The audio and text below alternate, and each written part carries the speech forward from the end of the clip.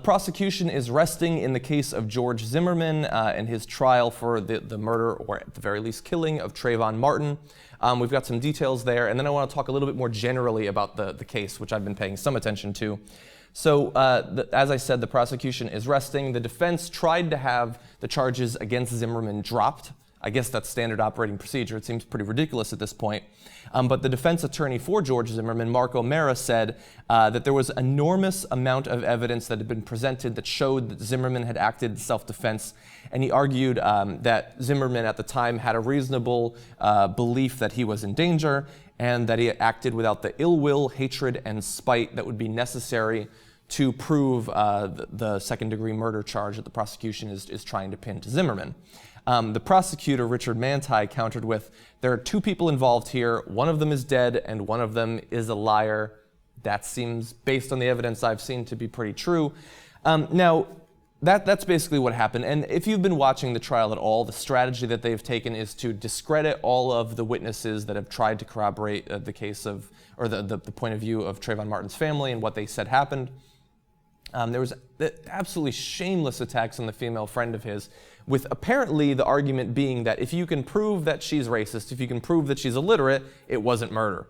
I don't know how that works, but the justice system in America is so perverted that that's the route that the defense took.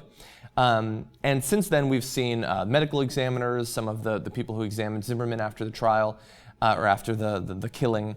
And so some of that information has been very interesting. Now, I have not been following the case day to day. I haven't been watching the ridiculous HLN or CNN daily hour news coverage of the event, but I have been following some of the headlines. And what's interesting to me is that the prosecution is resting, and many people are saying, oh, they clearly didn't prove that this wasn't self-defense.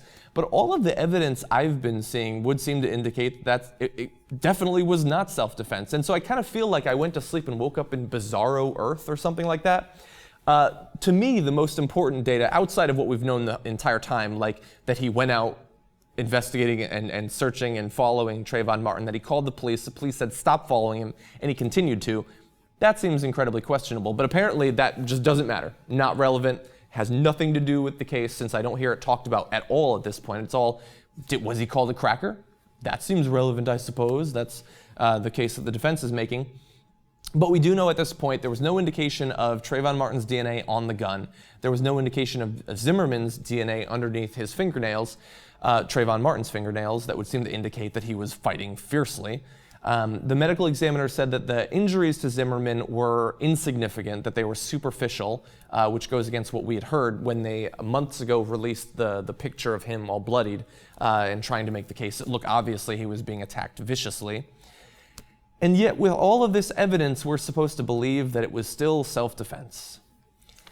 Look, I have problems both with this individual case and problems with the way that we cover murder trials in America. I think that apparently the country has soured somewhat on reality TV, and now we want it to be even more real. And so we engage in this.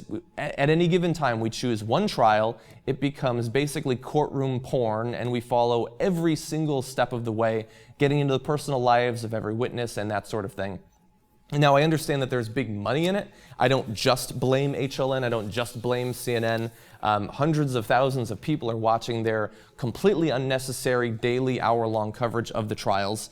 And so they have a monetary incentive to continue covering it the way that they have.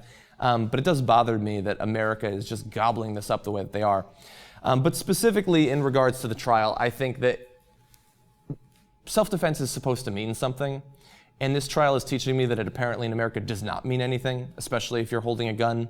There will, of course, be multiple days, if not weeks, of the defense presenting their case. The prosecution had their try. I think they presented a pretty compelling case that this wasn't self-defense, but we're going to have to see what the jury thinks at this point.